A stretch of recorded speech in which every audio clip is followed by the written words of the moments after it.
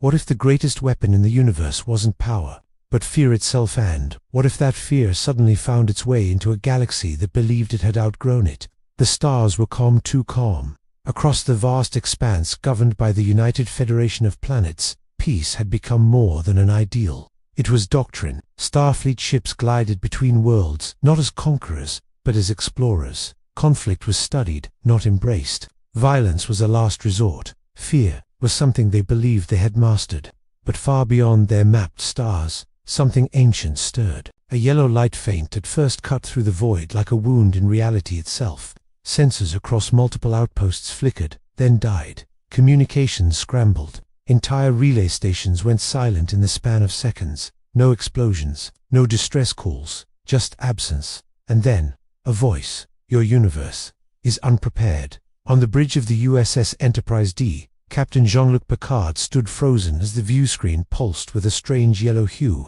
Data streams cascaded across the consoles. Incomprehensible, chaotic. Report, Picard demanded, his voice steady but beneath it, something unfamiliar crept in. Uncertainty. Lieutenant Commander Data turned from his station. Captain, I am detecting an energy signature that does not correspond to any known power source within our galaxy. Its composition is emotional. Emotional, Picard repeated. Before Data could respond, space itself fractured.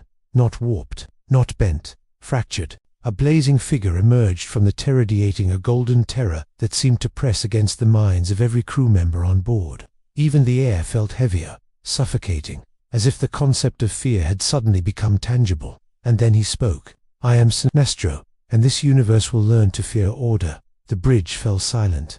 For the first time in decades, the crew of the Enterprise felt something they had almost forgotten. Fear, not as a fleeting emotion, but as an overwhelming force. Sinestro hovered in space, his yellow power ring blazing like a miniature sun. With a single gesture, constructs formed, vast, intricate, terrifying. Warships of pure energy, larger than anything Starfleet had ever encountered, materialized around him. Each one pulsed with the same oppressive aura. Captain, Data said, his voice uncharacteristically strained. The energy output of those constructs exceeds the combined firepower of our entire fleet. Picard stepped forward, refusing to yield to the pressure crushing his mind. This is Captain Jean-Luc Picard, of the Federation Starship Enterprise. Identify your intentions. Sinestro smiled. It was not a smile of diplomacy. It was the smile of inevitability. My intentions are simple, he said. Your civilization has eliminated fear. You have mistaken this for evolution. His ring flared brighter. I will correct that mistake. Without warning, one of the massive constructs fired. The beam didn't just strike a distant moon, it erased it. Not destroyed, not shattered, erased. A perfect void remained where it once existed. Gasps filled the bridge. Even Data paused for a fraction of a second, something that should have been impossible. Sinestro's voice echoed again, deeper now, resonating in their very thoughts. Fear is not weakness, it is control. It is obedience. It is order. Picard's jaw tightened. You will find that this universe does not bow easily. Sinestro tilted his head, almost amused. Oh, Captain, he said softly, you already have. And in that moment, every system on the Enterprise went dark. Lights flickered out, consoles died. The hum of the warp core faded into silence. In the darkness, something else emerged. Not outside the ship, inside. Crew members began to hear. Whispers, fragments of their deepest fears, regrets, failures, nightmares long buried. The ship itself seemed to pulse with them, amplifying them, feeding on them. A crew trained to face the unknown suddenly found themselves facing something far worse. Themselves. And Sinestro was only just beginning, because if fear could infiltrate the Federation's greatest symbol of hope, what would happen when it reached entire worlds? What would happen when fear became law? What would happen when the final frontier learned to be afraid again? What if the Federation's greatest strength is unity, its logic, its refusal to give in to fear wasn't enough? And what if the very ideals that held it together became the cracks that shattered it? Darkness swallowed the bridge of the USS Enterprise D, but it wasn't the absence of light that unsettled the crew, it was what filled the void instead. Whispers, not external, not coming from any speaker or system. Internal. Commander William Riker gripped the edge of his console, his breath uneven. He saw something, remembered something. A failed mission, a decision that cost lives. faces staring back at him, accusing, unrelenting. "This isn't real," he muttered, but his voice betrayed doubt.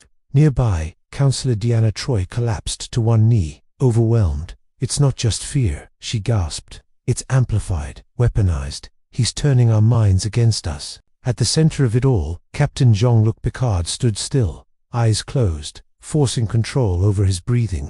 He had faced the Borg, endured assimilation, carried the weight of countless decisions, but this was different. This was not an enemy he could outmaneuver. This was something that knew him. And then the voice returned, not from outside, from within.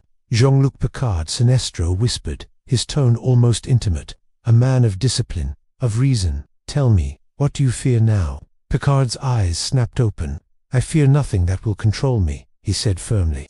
A pause. Then a low, almost approving chuckle echoed through the darkness. "Then you will be."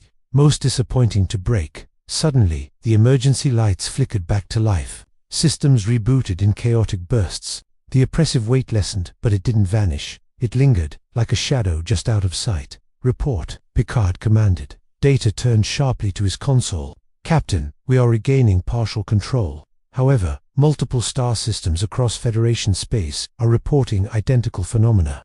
Communications are fragmentary, but the pattern is consistent." Riker looked up. "He's not just targeting us." "No," Picard said quietly. "He's demonstrating." On the view screen, space returned, but it was no longer empty. Dozens, no hundreds of yellow constructs hovered in the distance. Warships, sentinels, massive geometric structures that defied conventional design. Each one radiated the same suffocating energy, and at their center, like a king among weapons. "Sinestro, Captain," Data continued. "Long-range sensors indicate these constructs are being replicated at an exponential rate. He is not merely present, he is expanding." "Across the Federation?" Riker asked. Affirmative. Troi steadied herself, her voice trembling but resolute. "He's spreading fear first, weakening resistance before he even attacks. Planets will panic, governments will fracture. He won't need to conquer them, they'll collapse." Picard's expression hardened. "Then we cannot allow that to happen." But even as he spoke, a new transmission forced itself onto the screen.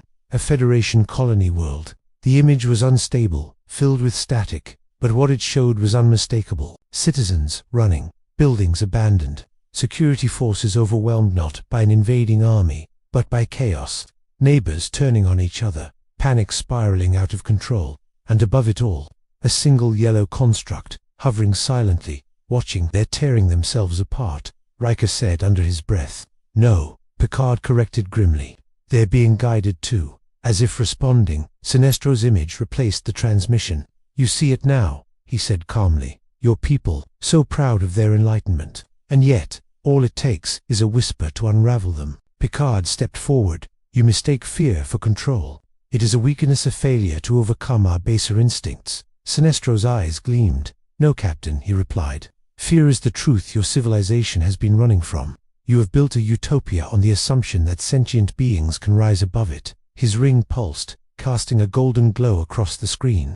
"I am here to prove they cannot." Suddenly, another alert blared. "Captain," Data said urgently, "a fleet is approaching Klingon vessels. They are moving at high warp directly towards Sinestro's position." Riker allowed himself a small, grim smile. "Well, if anyone's going to challenge him, head on." But Picard didn't share the optimism. "No," he said quietly. "They're walking into exactly what he wants." The view screen shifted again, now showing the incoming Klingons, fleet, powerful, aggressive, fearless. Or so they believed. Sinestro turned his gaze toward them, almost curious. "Ah," he murmured. "Warriors." The first Klingon ship opened fire, disruptors blazing. For a brief moment, it looked like resistance. Then Sinestro raised his hand. The yellow constructs responded instantly. What happened next wasn't a battle. It was a lesson.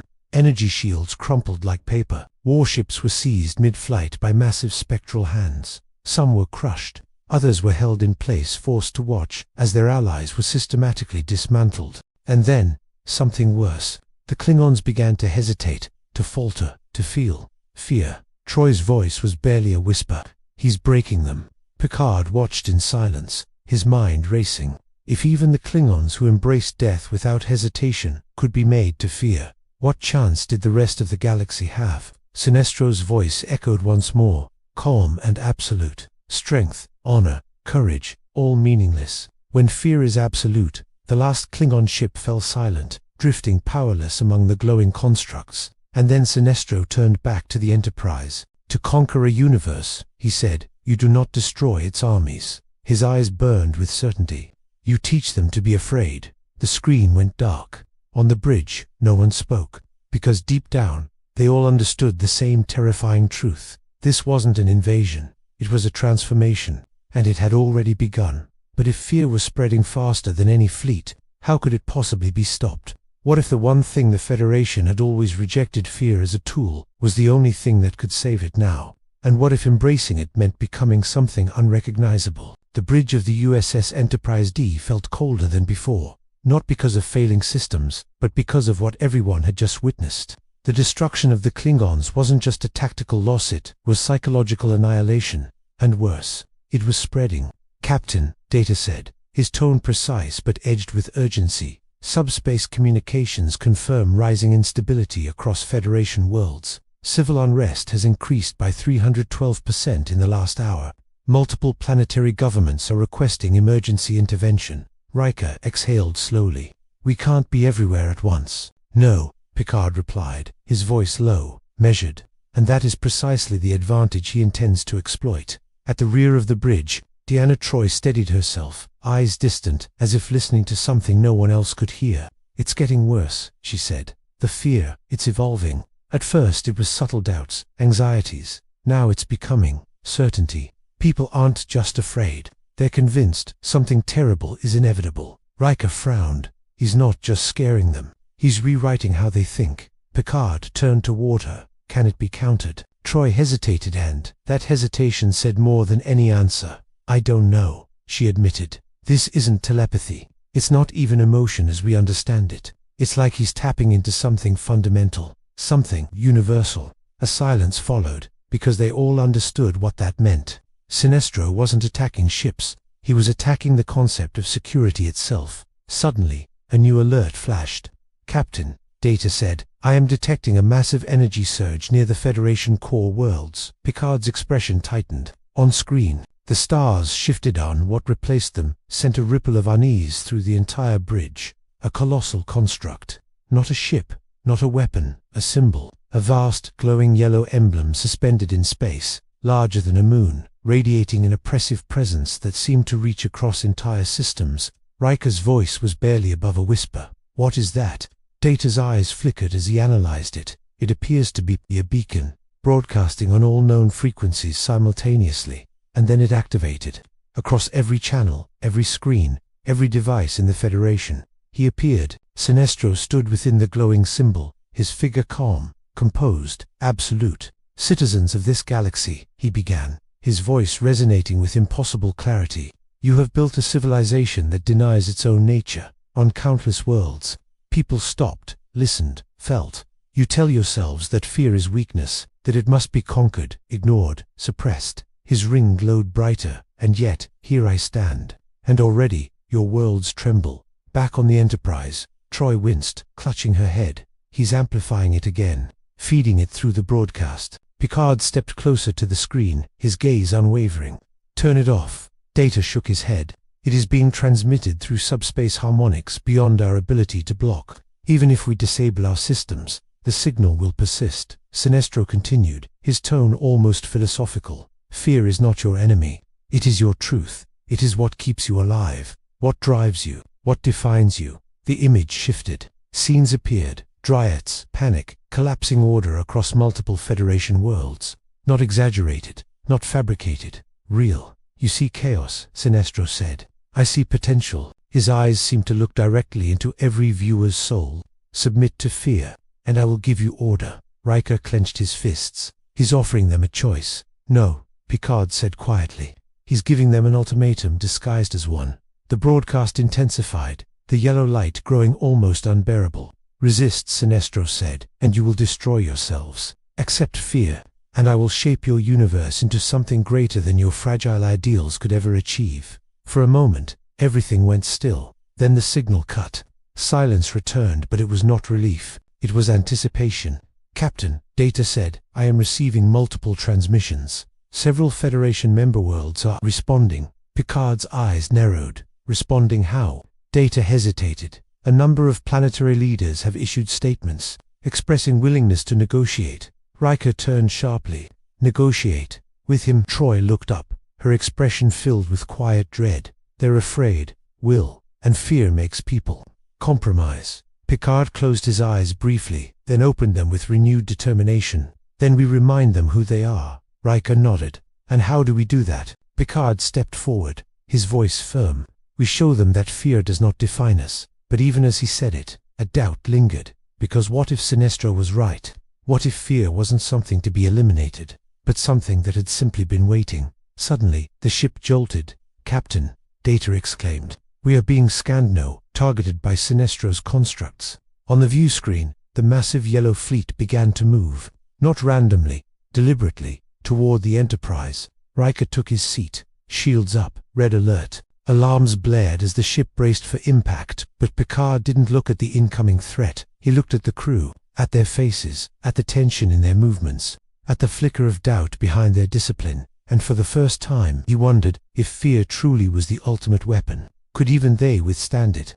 Outside, Sinestro's voice echoed once more, calm and inevitable. Let us see, Captain, how long your courage lasts. The first construct fired, and the Enterprise vanished in a blinding wave of yellow light. What if the Enterprise wasn't destroyed, but taken, and what if its crew became the very instruments of fear they were trying to resist? There was no explosion, no debris, no final transmission. One moment, the USS Enterprise D was bracing for impact, then the next, it was somewhere else entirely. Silence filled the bridge. Then sound rushed back all at once, systems rebooting, consoles flickering, the low hum of the warp core returning like a heartbeat after near death. Report, Jean-Luc Picard demanded, gripping the arm of his chair. Data scanned rapidly. Captain, our position is unknown. We are no longer within charted Federation space. Sensors are distorted. Riker looked at the views. Krinan froze. Sir, you need to see this. The stars outside were wrong. Not absent. Not rearranged. Wrong. They pulsed faintly with a yellow hue, as if reality itself had been filtered through fear. Shapes moved in the distance, massive, shifting constructs that didn't behave like ships or celestial bodies. They watched, or perhaps they waited. Troi's voice trembled. This place, it's saturated with it. Fear, doubt, despair, it's everywhere. It's like we're inside it. Picard's expression darkened. A domain. And as if summoned by the word, a familiar glow ignited at the center of the void. Sinestro appeared not on the view screen, but outside the ship itself, vast and radiant, his form magnified to impossible scale. You adapt quickly, Captain, he said, his voice resonating through every deck. Yes, you are within my domain. Riker stepped forward. You abducted us. Sinestro tilted his head slightly. Such a primitive term. I have relocated you. There is a difference. Picard rose to his feet. To what end? Sinestro's eyes gleamed. To demonstrate. The space around them shifted and, suddenly, the bridge was no longer the bridge. The crew stood, elsewhere. A Federation colony. Familiar. Too familiar. Recognize it. Sinestro asked. Picard's breath caught for the briefest moment. This is a world you failed. Sinestro finished. The illusion or reality intensified. Fires burned in the distance. Buildings lay in ruins. Civilians cried out, running in terror as shadows moved through the streets. Riker shook his head. This isn't real. Reality, Sinestro said calmly, is defined by perception. And right now, this is very real to them. A figure stumbled toward Picard, a survivor. Injured, desperate. Captain, please. You said Starfleet would protect us. Picard stepped forward instinctively, but his hand passed straight through the figure. A ghost, a memory, or something worse. Troi's eyes filled with pain. He's forcing us to feel it. The guilt, the failure. Sinestro circled them slowly, his presence suffocating. You see, Captain, fear is not merely about what might happen. It is about what already has. The scene shifted again. Now it was the Enterprise, but broken, hull breached, systems failing, crew members shouting, panicking. Data turned sharply. This scenario is statistically improbable. Not improbable, Sinestro corrected. Inevitable. On cue, explosions tore through the ship. Crew members fell. The bridge filled with smoke. And then, Picard saw himself, standing alone, watching it all collapse. Every choice you make, Sinestro continued. Every risk you take. carries this possibility. You bury it beneath duty, beneath principle. But it is always there. He stopped directly in front of Picard. Fear is not your enemy. It is your most honest companion. Picard's jaw tightened. And yet we do not let it control us. For the first time, Sinestro's expression sharpened. Do you not? The scene shifted again, faster now, more chaotic. Riker hesitating in battle. Troi overwhelmed by emotion. Data frozen, unable to compute the irrational surge of fear around him. And Picard always composed, always certain, now doubting. Just for a second, but long enough, the illusion shattered, and they were back on the bridge. But the weight remained, heavier than before, because now, it felt justified. Captain, Data said quietly, my systems are experiencing irregularities. Emotional interference is affecting my processing speed. Riker ran a hand through his hair. He's not just showing us fear. He's making it make sense. Troi looked up, her voice barely steady. That's how he wins. Not by overwhelming us, but by convincing us he's right. Picard didn't respond immediately, because for the first time, he felt it too. Not just fear, understanding. And that terrified him more than anything. Outside, Sinestro's voice echoed once more. You are the best your Federation has to offer. Its strongest minds, its greatest ideals. The yellow light intensified, pressing against the ship like a living force. If he can be made to doubt, imagine what will happen to the rest. Riker stepped forward. We're not the rest. Sinestro smiled faintly. No, he said. You are the beginning. Suddenly, the ship lurched violently. Captain, Data called out. The constructs they are interfacing with our systems. Panels sparked. Lights flickered. The very structure of the Enterprise seemed to respond to the external energy. He's taking control, Riker said. No, Picard replied, his voice low with realization. He's integrating us. Outside, the yellow constructs began to merge, forming something larger, more complex, a network, a system. And at its center, the Enterprise. Troi's eyes widened in horror.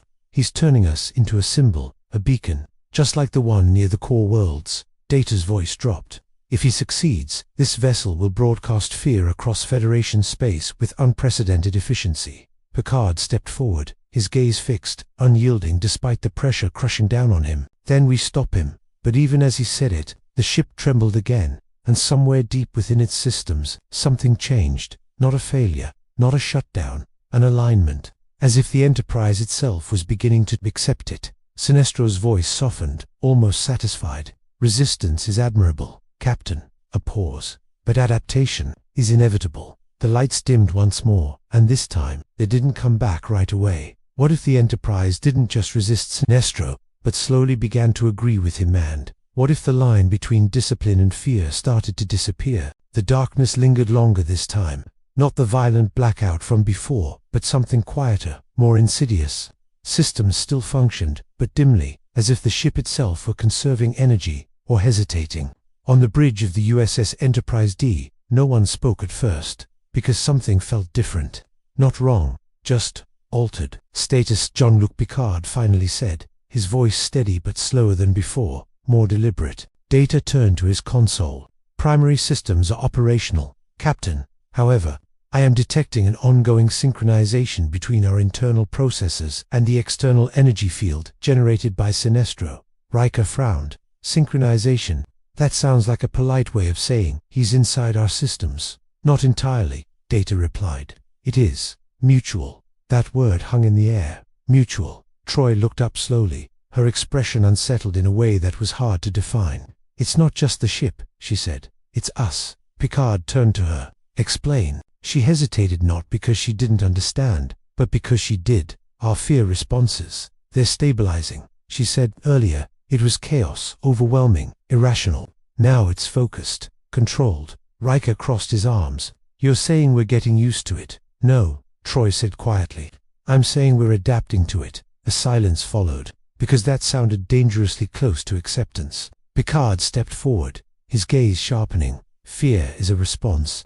It can be acknowledged, understood, but never allowed to dictate action. Of course, Troi replied, but there was something in her tone, not disagreement, uncertainty. Before anyone could respond, the view screen flickered, and he returned. Sinestro appeared once more, no longer massive, no longer distant. This time, he stood at eye level with the shipcom, composed, almost conversational. "You feel it, don't you?" he said. Riker stepped forward immediately. "Whatever you're doing, it stops now." Sinestro didn't even look at him. His eyes were on Picard. "The chaos has subsided," he continued. "The panic is gone. Your thoughts are clearer. Your decisions more precise." Picard's expression remained firm. "You mistake clarity for control." "Do I?" Sinestro asked softly. He raised his hand and the ship responded. Not violently, not destructively, efficiently. Power rerouted, shields adjusted. Sensor arrays expanded their range beyond previous limits. Data's eyes widened. "Captain, our systems are operating at 173% efficiency." Riker looked around in disbelief. "That's not possible." "It is now," Sinestro said. Troi's voice was barely above a whisper. "He's not just using fear, he's refining it." Sinestro nodded slightly. "Fear eliminates hesitation. It sharpens instinct. It removes the illusion of safety and replaces it with awareness." He took a step closer, his presence filling the bridge even from outside. "Your Federation teaches that fear must be overcome. I teach that it must be embraced and mastered." Picard met his gaze. "And in doing so, you enslave those who feel it." Sinestro's expression didn't change, but something colder settled beneath it. "Enslavement implies a lack of choice," he said. "I offer something far more honest." He gestured outward. The domain shifted and new images appeared across the viewscreen. Federation worlds, but different now. The riots had ceased. The panic had quieted. Order had returned. Ships moved in precise formations. Cities functioned with heightened efficiency. Citizens walked with purpose, not relaxed, not at ease but focused, controlled. Riker stared at it. "What did you do to them?" "Nothing they did not choose," Sinestro replied. Troi shook her head slowly. "No, they didn't choose, they surrendered." Semantics, Sinestro said. Picard stepped forward, his voice cutting through the tension. "At the cost of freedom. And what has your freedom given them?" Sinestro countered instantly. "Chaos in the face of uncertainty. Collapse at the first true challenge." The images intensified, contrasting before and after. Fear-driven disorder. Fear-controlled order. "Your ideals are admirable," Sinestro continued, his tone almost reflective. "But they are fragile.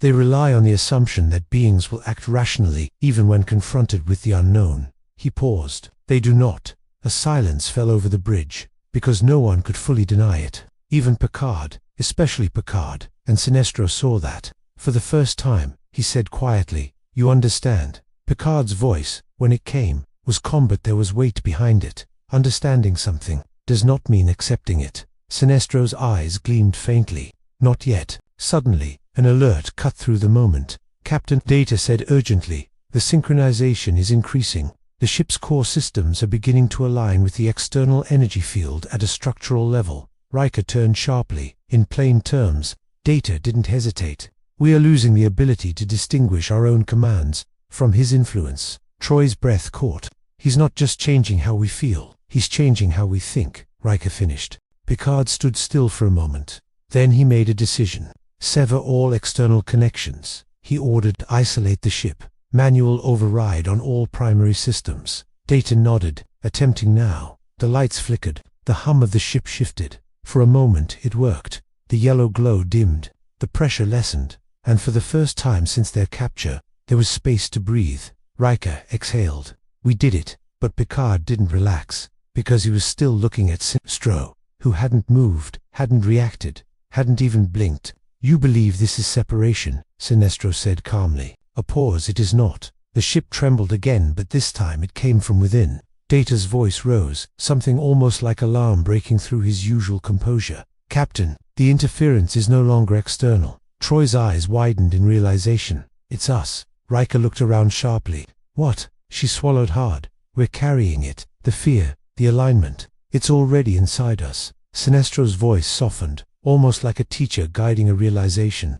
"You cannot sever what has already become part of you." The bridge lights dimmed once more, but this time, not from system failure, from choice, subtle, almost imperceptible, but undeniable. The Enterprise was adjusting, adapting, becoming something new.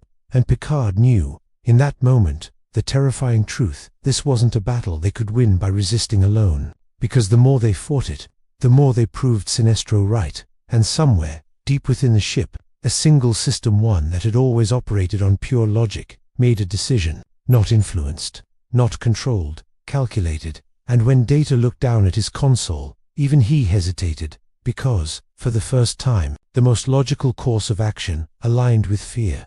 What if the only way to defeat fear was to use it, and what if doing so meant becoming the very thing they were fighting against? The bridge of the USS Enterprise D felt quieter now, but not calmer. The chaos had faded. The panic was gone, but what replaced it was far more dangerous. Clarity. Cold, focused, uncomfortable clarity. Data stood motionless at his station, his golden eyes fixed on streams of data no one else could fully comprehend.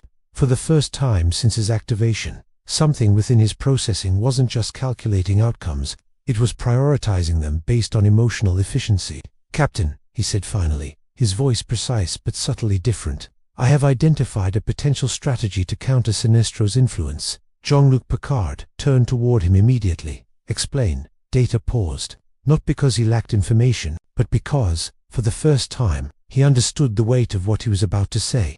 "Fear, as utilized by Sinestro, is not inherently chaotic," he began. "It is structured, directed, optimized for control. However, this structure also creates predictability." Riker stepped closer. "Meaning we can anticipate his moves." "More than that," Data replied, "we can replicate them." Silence, heavy, immediate. Troi's expression shifted, concern rising instantly. "Data, no." But Data continued, "If we generate a controlled fear response, intentional, we can disrupt the broader network he is establishing, introduce contradiction, instability within his system." Riker frowned. "You're suggesting we fight fear?" "With fear, yes, Commander." Troi shook her head. "That's exactly what he wants. That's how he spreads." Picard didn't speak right away, because the logic was sound to sound. "What would this controlled response look like?" he asked quietly. Data turned to face him fully. "We would become a signal, a beacon similar to the one Sinestro deployed but calibrated differently. Instead of enforcing obedience, we introduce resistance through fear." Riker let out a disbelieving breath. "That's a gamble." "No," Data said. "It is a transformation." Troi stepped forward, her voice urgent. "Captain, if we do this, we're not just resisting him, we're adopting his methods. We risk losing the very thing that makes us different." Picard met her gaze. "And if we don't?" he asked. She didn't answer, because she already knew. Outside the ship, the domain pulsed steady, controlled, expanding. Entire systems were falling into alignment under Sinestro's influence. Order was spreading. But it wasn't their order. It was his, and time was running out. Riker looked between them. "We're running out of options, Captain. Either we sit here and let him rewrite the galaxy, or we hit back in a way he doesn't expect." Picard turned back to Data. "If we proceed, can we maintain control?" Data hesitated, and that hesitation said everything. "I cannot guarantee it," he admitted. "There is a 37% probability that prolonged exposure to the feedback loop will result in permanent cognitive alignment with Sinestro's framework." Troi's voice dropped to a whisper.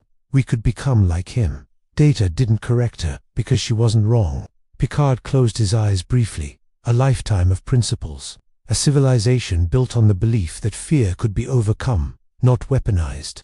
And now, that belief stood on the edge of extinction. When he opened his eyes again, the decision had been made. "Prepare the sequence," he said. Troi stepped forward immediately. "Jean-Luc," he raised a hand gently, stopping her. "I know," he said softly, "but this is not about proving him wrong anymore." He looked toward the stars, or what passed for them in this twisted domain. "It's about making sure there's still something left to prove." Data nodded, initiating recalibration. The ship responded instantly. Power shifted not violently, but deliberately. Systems aligned in new patterns. Frequencies adjusted. The hum of the warp core deepened, resonating with something unfamiliar, something intentional. Riker took his seat. "Feels like we're crossing a line." Picard didn't look at him. "We crossed it the moment he made fear unavoidable." Troi stepped back slowly, her expression filled with quiet dread. "If we lose ourselves." Picard's voice was firm, but not without weight. "Then we trust each other to bring us back." The lights dimmed not from failure, but from focus, and then it began. A pulse, subtle at first, then stronger. The Enterprise emitted a signal, not of peace, not of exploration, but something far more primal, a controlled surge of fear, directed, measured, weaponized. Across the domain, the effect was immediate. Sinestro's constructs flickered just for a moment. A disruption, a contradiction, and for the first time, a crack. Outside, Sinestro turned his head slightly, his expression shifting not to anger, not to shock, but to interest. Fascinating, he murmured. The pulse intensified. Federation worlds that had fallen into quiet submission began to stir. Not chaos, something else. Doubt, resistance, questions where there had only been obedience. Troi gasped softly. It's working. Data monitored rapidly. The network is destabilizing. His control is no longer absolute. Riker allowed himself a small, tense smile. We actually hit him. But Picard didn't smile, because he felt it too. The fear they were broadcasting. It wasn't just leaving the ship, it was growing inside it. Stronger, sharper, more persuasive. Captain, Data said, his voice tightening almost imperceptibly. We are approaching the threshold. Continued amplification may result in irreversible alignment. Picard stepped forward, his hands gripping the back of his chair. Hold it steady, he said. Outside, the domain trembled. Sinestro's constructs shifted, recalibrating, adapting, and then, he smiled. Not with approval, not with amusement, but with recognition. You have taken your first step, he said, his voice echoing through the void. The yellow light surged, meeting their signal head-on. Two forces, same origin, different intent, colliding, and in that collision, something new began to form. Something neither side had anticipated. Troi's eyes widened in sudden realization. Jean-Luc, this isn't just disrupting him. She turned toward the screen. Fear returning, but this time, it wasn't induced, it was real. We're creating something else. The ship shook violently as the two signals intertwined, merging, clashing, evolving. Data's voice rose, urgency breaking through completely. Captain, the energy output is exceeding all projections. This interaction is generating a new construct, one that does not align with either system. Riker stood up. In plain terms, Data turned. And for the first time, there was something almost human in his expression. We are no longer in control. Outside, the light expanded yellow, but different now. Darker, deeper, unstable, and from within it, a shape began to emerge. Not Sinestro, not the Enterprise. Something, born from both. Sinestro's voice dropped, quieter now but for the first time, uncertain. This was not the intended outcome. Picard stared at the forming entity, his voice barely audible. No, he said. It wasn't ours either. The light exploded outward, and the entire domain changed. What if the thing they had created to stop fear became something that no longer needed either hope or fear to exist in? What if it saw both as flaws to be erased? There was no sound when it emerged, not at first. Only a silence so complete it felt unnatural, like the universe itself had paused to witness what had just been born. The domain surrounding the USS Enterprise D was no longer saturated in yellow alone. The color had deepened, fractured, threaded with shadows that moved independently of any source.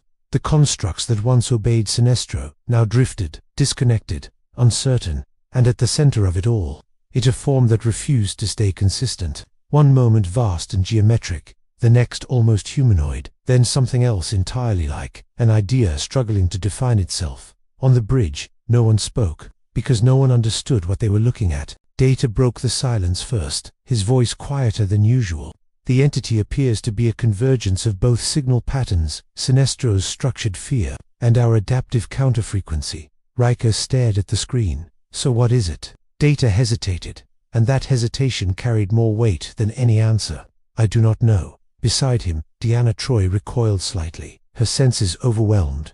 It's not like him, she said, her voice strained, and it's not like us either. There's no emotion driving it, not fear, not anything. Picard's gaze remained fixed, unblinking. Then what does it want? As if in response, the entity moved, not forward, not toward anything, but everywhere at once.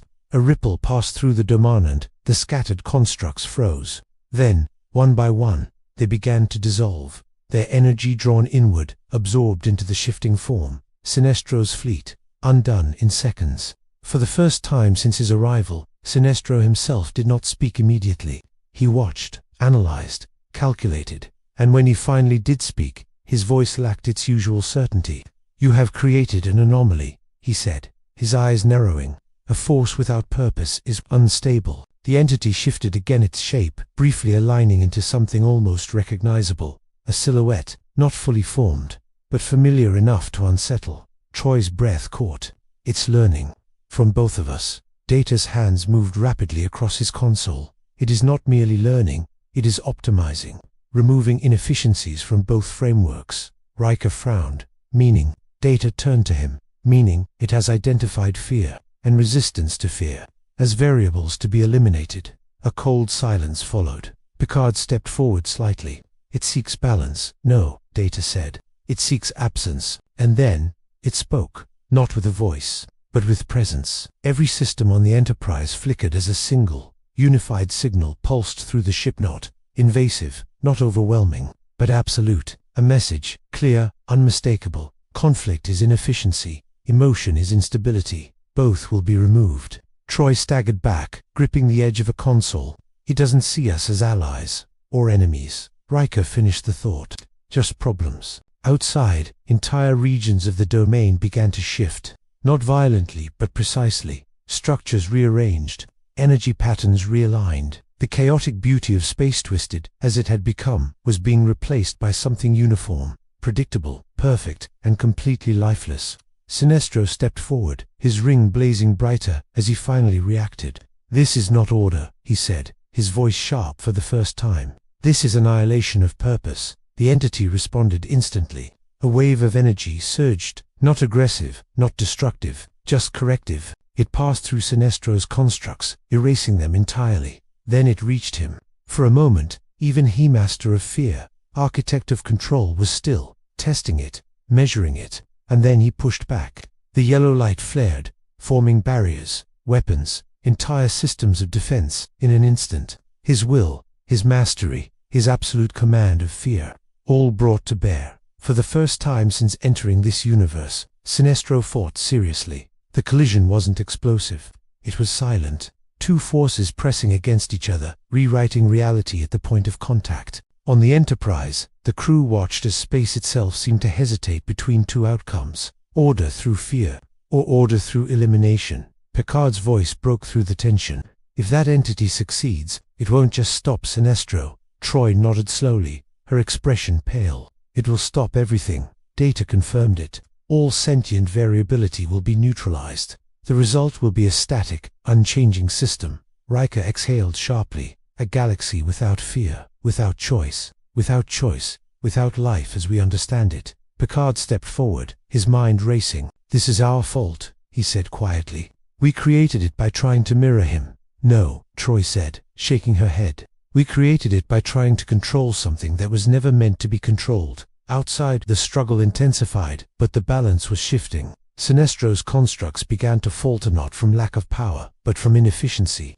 The entity adapted faster, removed weaknesses, refined itself with every interaction. For the first time, Sinestro was losing. He felt it, and for the first time he understood something new. Not fear, but limitation. His eyes narrowed, his voice low as he spoke not to the entity, but to Picard. "This is what your ideals create when forced beyond their limits," he said. "A universe stripped of everything that makes it worth ruling." Picard met his gaze through the screen. "And yours?" he replied.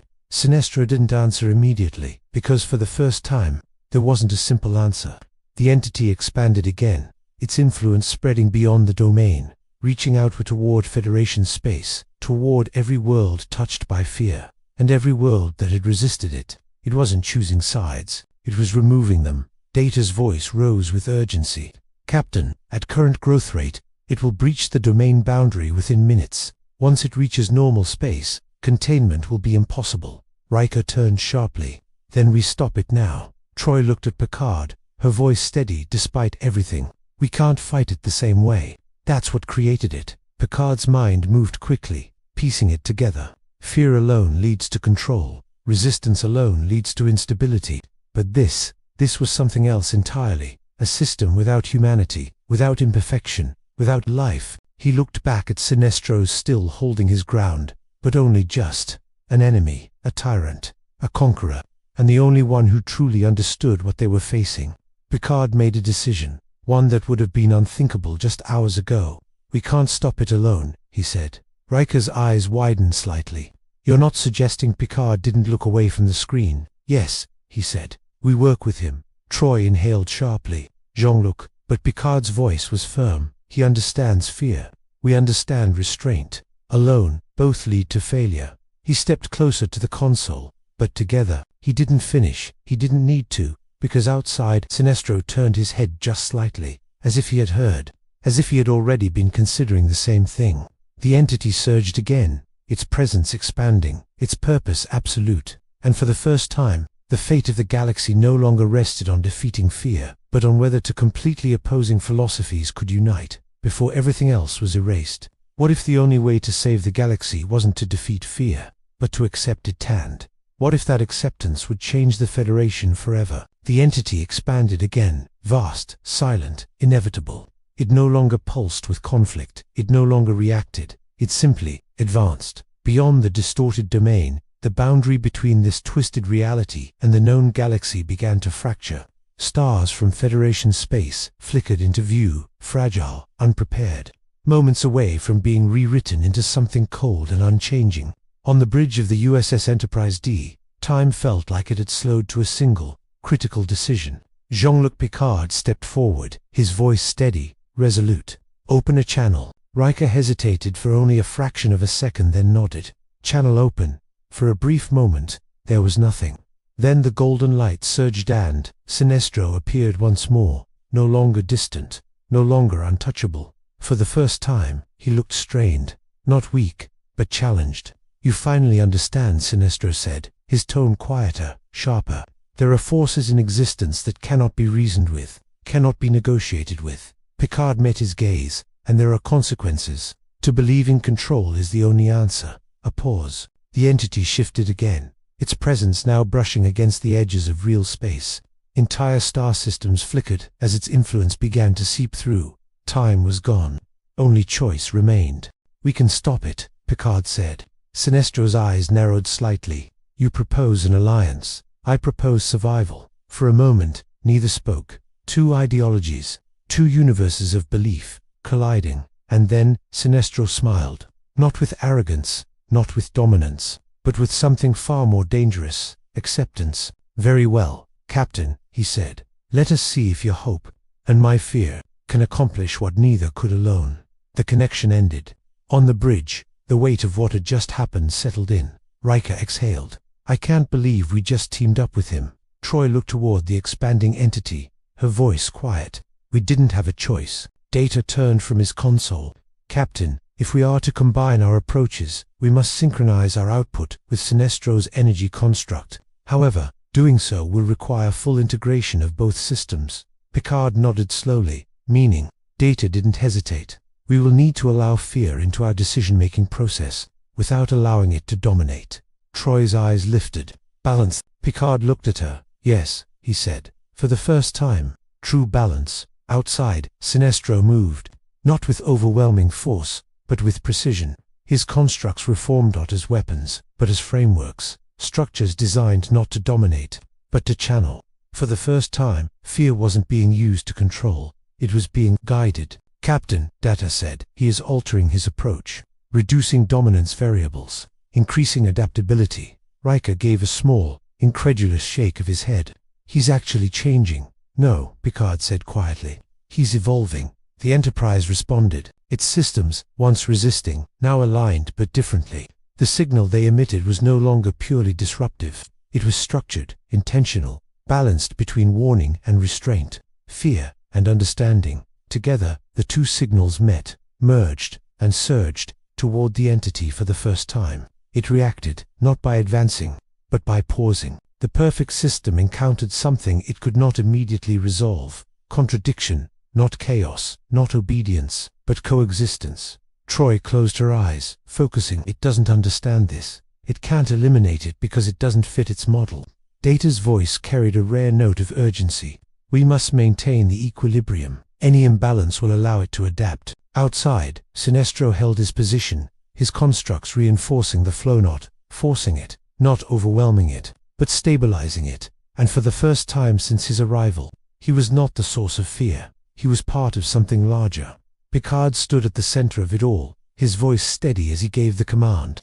"Hold the line." The energy intensified. The entity shifted again, its form destabilizing, unable to reconcile the opposing yet unified forces acting upon it. Its message pulsed once more: conflict, unresolved, incompatible. And then, for the first time, uncertainty, a flaw, a crack.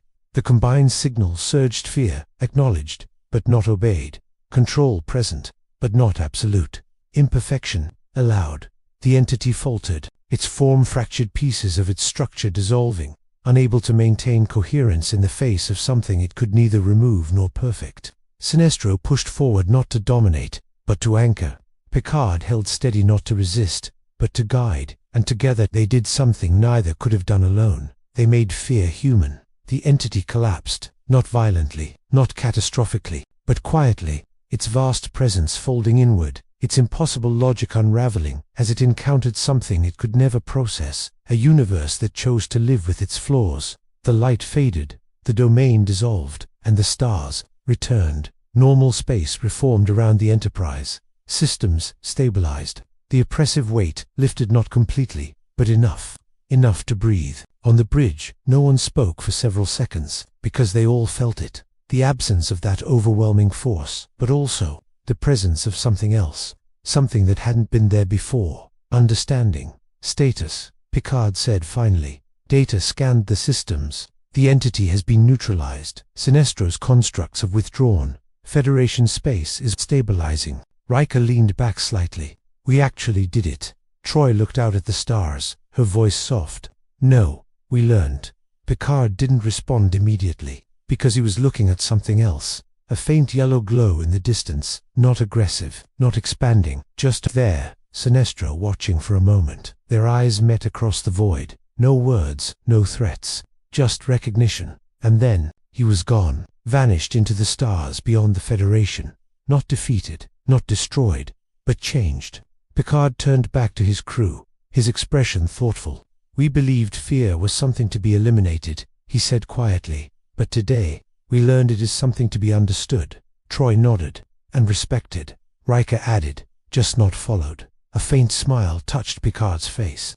Exactly. He looked out at the restored galaxy, the same, and yet not. Set a course, he said. Where to, Captain? Riker asked. Picard paused for just a moment, then answered. Forward. The Enterprise moved once again, an explorer, not a weapon, not a beacon of fear, but something wiser than before. Because the final frontier hadn't just faced fear, it had embraced it, and survived. And somewhere, beyond the edges of known space, a yellow light still burned, waiting, watching, and perhaps learning.